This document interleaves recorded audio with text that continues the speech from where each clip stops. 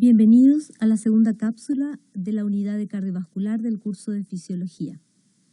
Como vimos en la primera cápsula de la unidad del sistema cardiovascular, el corazón es capaz de contraerse automáticamente a través de la generación espontánea de potenciales de acción producidos por las células marcapasos de este órgano. Es decir, para generar la contracción cardíaca no se requiere del sistema nervioso.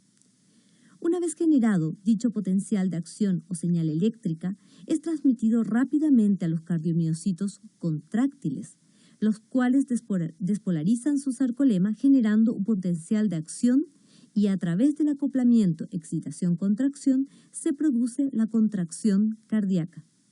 Posteriormente, sobreviene la relajación del músculo y el llenado de sangre nuevamente. En esta segunda cápsula estudiaremos cómo las células marcapasos generan espontáneamente los potenciales de acción y cómo estos son conducidos a través del sistema excitoconductor. El sistema excitoconductor del corazón está formado entonces por las células marcapasos o automáticas que forman, por un lado, el nodo sinoatrial o sinusal, ubicado en la parte superior del atrio derecho, y el nodo atrioventricular en la parte inferior del mismo atrio. Además, se encuentran las fibras que forman la red de Purkinje, que corre por el septum y luego a los lados de los ventrículos, como se muestra aquí. Hay que recordar que estas células no poseen propiedades contráctiles. En condiciones fisiológicas, la despolarización o la generación de potenciales de acción comienza en las células marcapasos del nodo sinoatrial. Entonces, son estas las células, las de este nodo, las que van a generar espontáneamente los potenciales de acción que se conducirán por las fibras hasta los cardiomiocitos contráctiles. Una vez que se generó el potencial de acción en las células marcapasos de este nodo, la onda de despolarización viaja rápidamente a través de las fibras conductoras o fibras o ramas internodales, que se grafican aquí, aquí y aquí, hasta las células marcapasos del nodo atrioventricular. Estas fibras, además, inducen la despolarización de las células contráctiles del atrio derecho y conducen la señal eléctrica hasta los cardiomiocitos del atrio izquierdo, induciendo la contracción de estos cardiomiocitos y, por tanto, llevando a la contracción de los atrios en su conjunto. Desde el nodo atrioventricular, aquí, la despolarización continúa viajando hacia los ventrículos a través de las células conductoras especializadas que forman la red o las fibras de Purkinje, las cuales se dividen en dos ramas que llegan al ápice del corazón para continuar posteriormente por toda la pared ventricular. Como vimos en la primera cápsula, esta onda de despolarización es la que inducirá la posterior despolarización del sarcolema de los cardiomiocitos contráctiles, produciendo la contracción entonces simultánea de los mismos y de los ventrículos en su conjunto. La sumatoria de todos estos eventos le confiere al corazón automatismo, o sea, la capacidad de iniciar su propio latido, así como también le confiere ritmicidad, la cual está dada por la regularidad de la actividad, o sea, de la frecuencia de disparos de potenciales de acción por las células marcapasos. Veamos ahora, en detalle, cómo y por qué las células marcapasos son capaces de generar potenciales de acción espontáneamente. Las células marcapasos se caracterizan por no poseer realmente un potencial de reposo, ya que el potencial de membrana es inestable. Esto le permite a estas células generar potenciales de acción espontáneos y regulares. Si ustedes recuerdan, esto es diferente a lo que ocurría en las células contráctiles o los cardiomiocitos contráctiles, debido a que estos sí poseían un potencial de membrana de reposo o en reposo. En las células marcapasos, al prepotencial marcado aquí, se le denomina potencial marcapaso.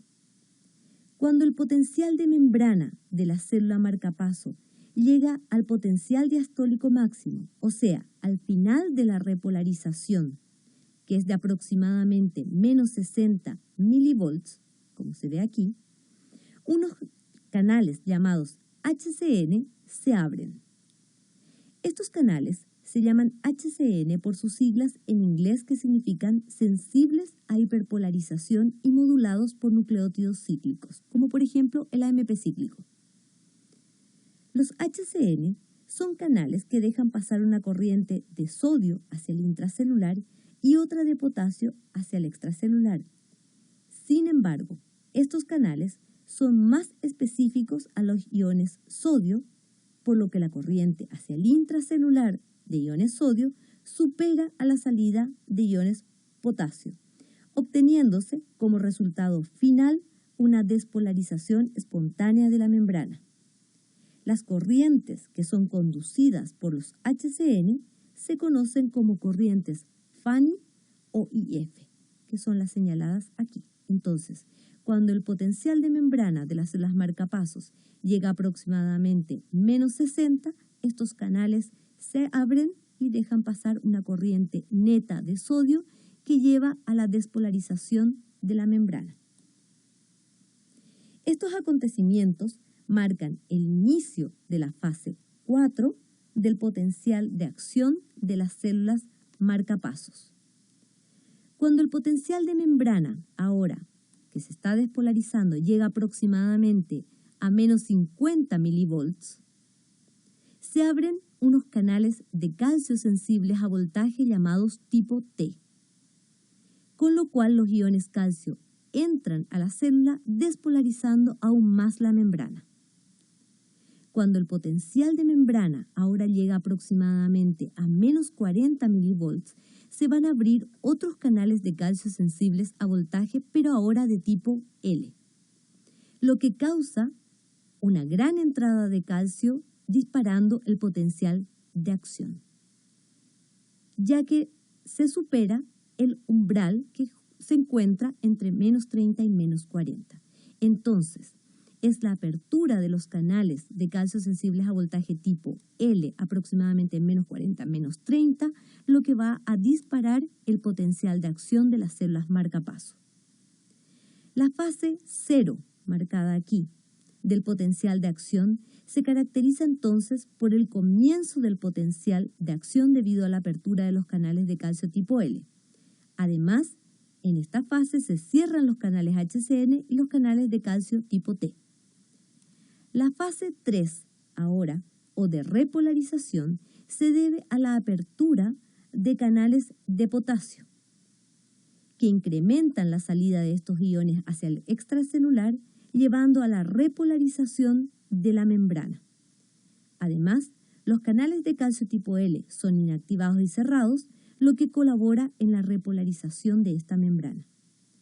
Una vez que la membrana celular está completamente repolarizada, aproximadamente a menos 60 milivolts, se vuelven a activar y a abrir los canales HCN y nuevamente comienza la despolarización de la membrana y el ciclo se repite una y otra vez, generando nuevos potenciales de acción.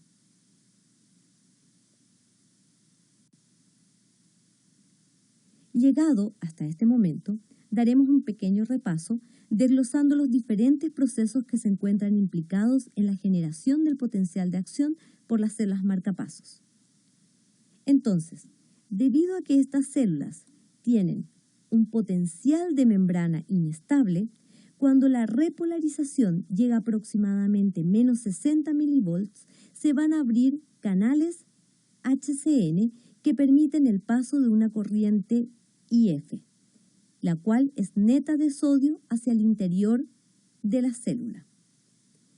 Esto permite el comienzo de la despolarización de la membrana celular y posteriormente la apertura de canales de calcio, que se indica aquí, sensibles a voltaje tipo T, cuando el prepotencial o potencial marcapaso llega aproximadamente a menos 40 o menos 30 milivolts, se van a abrir los canales de calcio tipo L, sensibles a voltaje, que gatillan el potencial de acción, como se puede ver aquí. La apertura de los canales de potasio ahora y el cierre de los canales de calcio permiten la repolarización de la membrana hasta que el potencial sea aproximadamente menos 60 nuevamente, con lo cual se vuelven a abrir los canales HCN y el ciclo nuevamente comienza.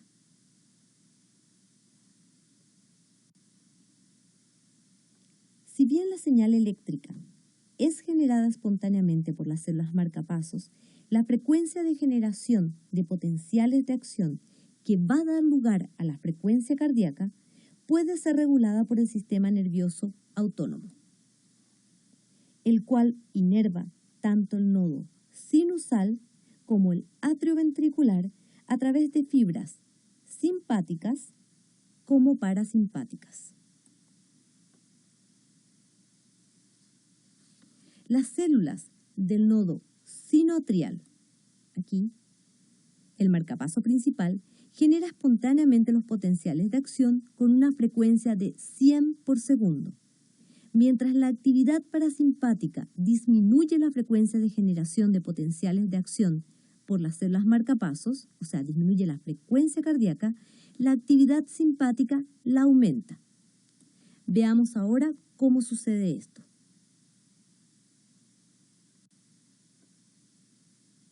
A través de este esquema, veremos cómo el sistema nervioso simpático es capaz de regular la generación de potenciales de acción por las células marcapasos. El neurotransmisor liberado por las terminales nerviosas simpáticas es la catecolamina norepinefrina, también llamada noradrenalina.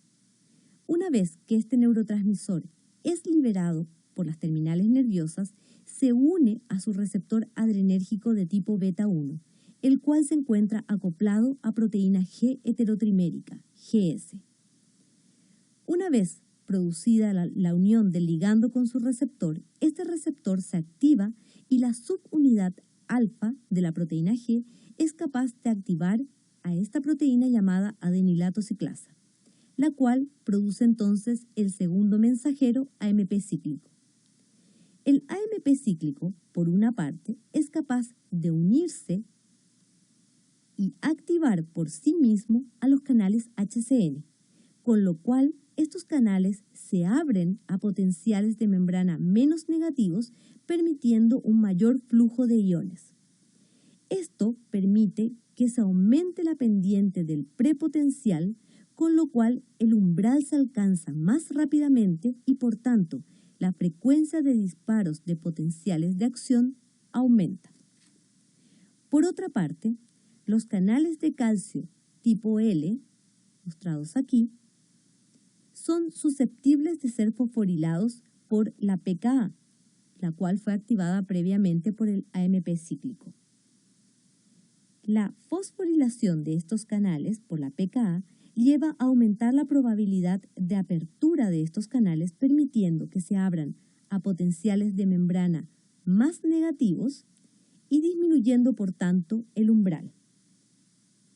En este gráfico mostrado aquí, se puede observar los cambios que acabamos de describir sobre el potencial de acción de las células marcapasos. En gris, aquí, se muestra la curva del potencial de acción en condiciones fisiológicas normales, mientras que en rojo, aquí, se representa lo que ocurre con la estimulación simpática, también en condiciones fisiológicas.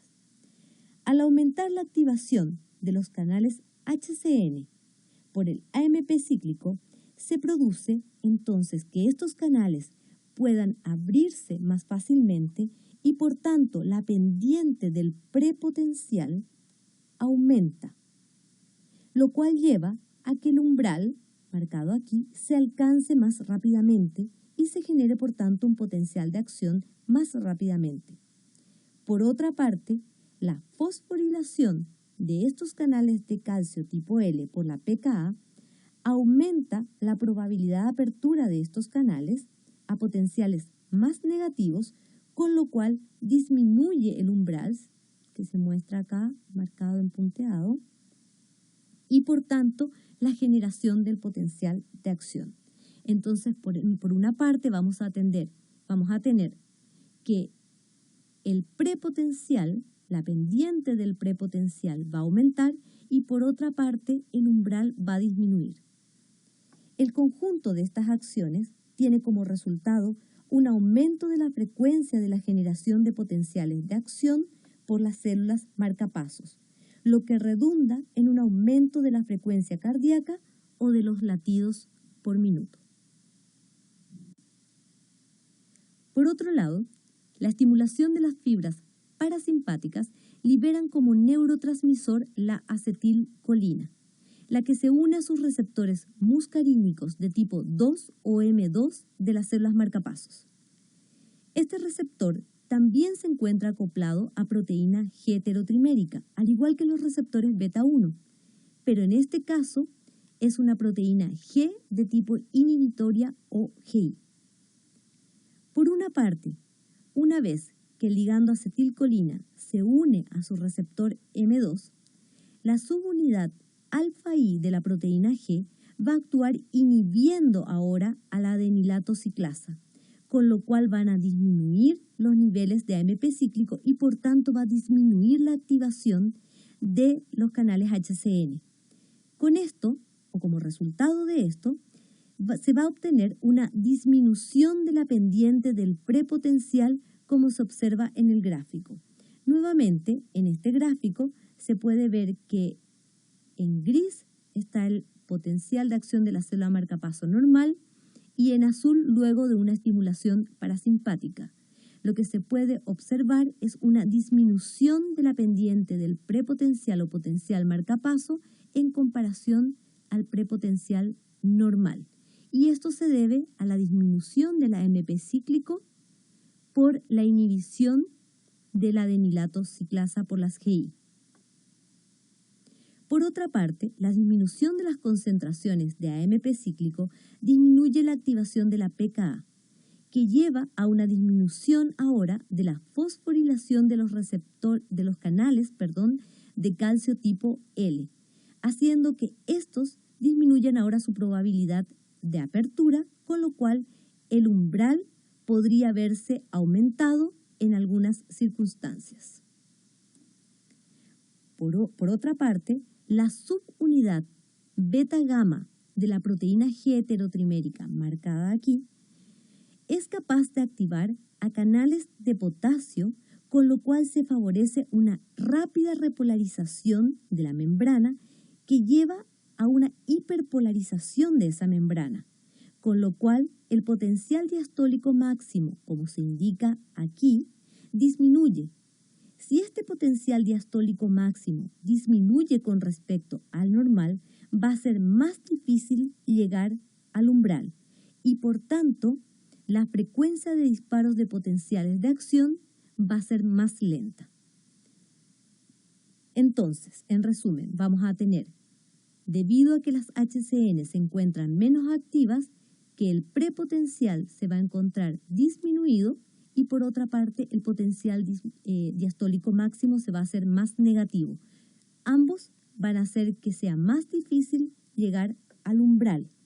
Entonces, esta serie de eventos lleva finalmente a que la frecuencia de generaciones de potenciales de acción disminuyan, lo que va a conducir a una disminución final de la frecuencia cardíaca.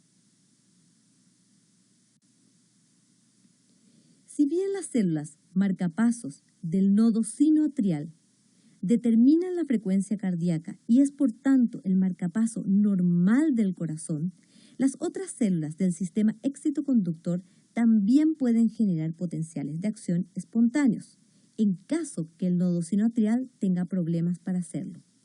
Así, las células que constituyen las fibras de Purkinje son capaces de generar potenciales de acción con una frecuencia de 15 a 40 por minuto. En tanto, las marcapasos del nodo atrioventricular lo hacen con una frecuencia de 40 a 60 por minuto. La frecuencia de generación de estos potenciales son bastante menores a las del nodo sinoatrial, que son de 90 a 100 por minuto. Y por esto es que este va a constituir el marcapaso principal del corazón en condiciones fisiológicas, porque la generación de potenciales de acción es mucho más rápida que las otras células del sistema excitoconductor. Pero si el nodo sinoatrial genera potenciales de acción de 90 a 100 por minuto, ¿por qué la frecuencia cardíaca normal en condiciones fisiológicas es solo de 70 a 80 latidos por minuto y no de 90 a 100? Esto se explica porque basalmente, es decir, en condiciones de reposo, el sistema nervioso autónomo parasimpático se encuentra regulando las células marcapasos. Es decir, hay un tono parasimpático preponderante en condiciones de reposo, con lo cual se disminuye la frecuencia cardíaca a los valores que conocemos como normales.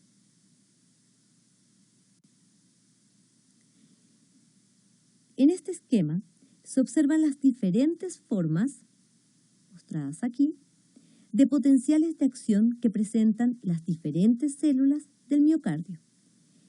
En esta cápsula hemos estudiado los potenciales de acción de las células marcapasos, la que se encuentra aquí, por ejemplo, la primera. Pero si recuerdan, en la cápsula 1 vimos los potenciales de acción de las células contráctiles o de los cardiomiocitos contráctiles, como esto que se muestra aquí. Este esquema sirve además para observar el retardo en la velocidad de conducción de los potenciales de acción que se produce por las diferentes células cardíacas, desde el origen del potencial de acción o la generación del potencial de acción por los marcapasos del nodo sinoatrial hasta las células contráctiles. Si ustedes observan, esto se encuentra graficado en milisegundos y se puede observar la generación espontánea del potencial de acción por el marcapaso del nodo sinoatrial y luego cómo la velocidad con la cual se va conduciendo este potencial de acción va disminuyendo o se va retardando.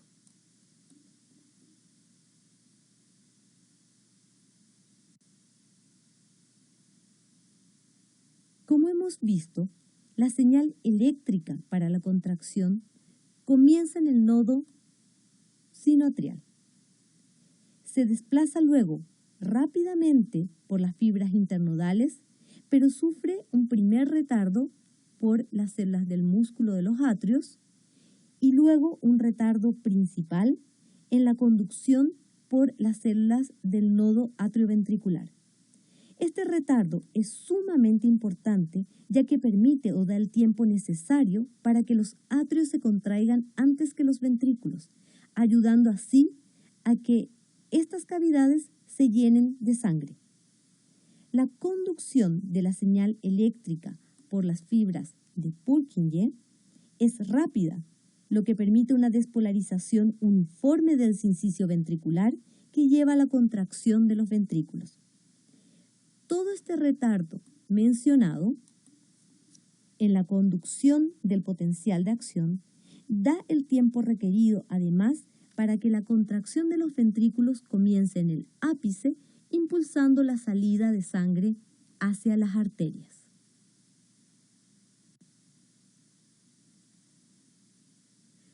Un ciclo cardíaco se compone de dos fases, sístole y diástole, que ya vimos qué significaba cada una. Este esquema resume estas dos fases, en el cual la diástole corresponde al tiempo durante el cual el músculo cardíaco se relaja y la sístole el tiempo durante el cual el músculo se encuentra contrayéndose. Un ciclo cardíaco comprende el tiempo entre una diástole y la siguiente. Como se observa en el esquema, existe una sístole y diástole del sincicio de los atrios y una sístole y diástole de los ventrículos. Pero siempre la sístole o contracción de los atrios precede a la de los ventrículos. Y esto es debido al retardo en la conducción de la onda de despolarización que acabamos de explicar.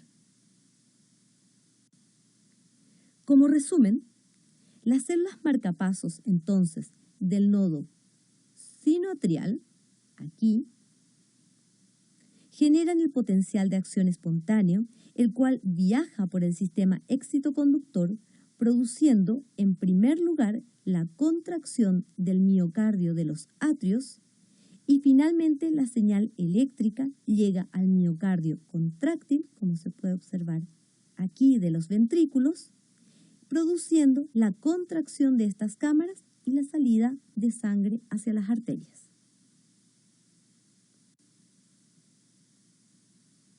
Toda la actividad eléctrica del corazón puede ser registrada a través del electrocardiograma. El electrocardiograma es entonces un registro que representa la suma de múltiples potenciales de acción que ocurren en muchas células del músculo cardíaco, lo cual se obtiene a través de electrodos colocados en la superficie corporal. Entre los componentes del electrocardiograma se encuentran las ondas, los segmentos y los intervalos. En un electrocardiograma normal se pueden observar tres ondas principales. La primera la constituye la onda P, mostrada aquí. La onda P corresponde a la despolarización de los atrios. Posteriormente aparece el complejo QRS, el cual representa una onda progresiva producida por la despolarización, pero ahora de los ventrículos. Y finalmente aparece la onda T, la cual representa la repolarización de los ventrículos. La repolarización de los atrios no es observada ya que se encuentra solapada por el complejo QRS. Así, el electrocardiograma marca los eventos eléctricos del ciclo cardíaco. Por otra parte, el periodo de tiempo entre el comienzo de la onda P y el comienzo del complejo QRS es llamado intervalo PR y representa el tiempo entre el comienzo de la despolarización de los atrios y el de los ventrículos. El intervalo QT, mostrado aquí, representa el tiempo entre la despolarización y la repolarización ventricular. Por ejemplo, un aumento de la frecuencia cardíaca se observará con un menor tiempo de ocurrencia de este intervalo. En cuanto a los segmentos, el segmento PR, mostrado aquí, representa el tiempo entre el final de la despolarización de los atrios y el comienzo de la despolarización de los ventrículos, mientras que el segmento ST es el que sigue al complejo QRS hasta el comienzo de la onda T y representa el tiempo en el cual los ventrículos están completamente despolarizados. Corresponde aproximadamente a la fase plató del potencial de acción de las células contráctiles. A continuación se presentan dos esquemas.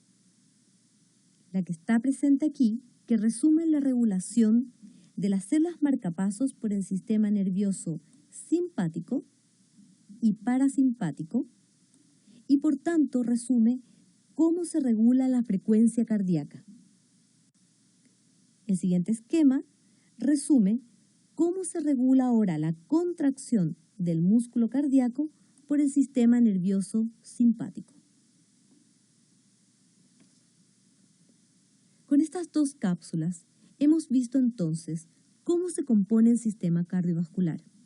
Hemos visto cómo fluye la sangre, cómo se contraen los cardiomiocitos contráctiles y por tanto todo el corazón, y cómo se generan las señales que permiten esta contracción. A su vez, hemos revisado cómo se regula por el sistema nervioso tanto la contractilidad como la generación del impulso nervioso o las señales eléctricas generadas por las células marcapasos, o sea, cómo se regula la frecuencia cardíaca.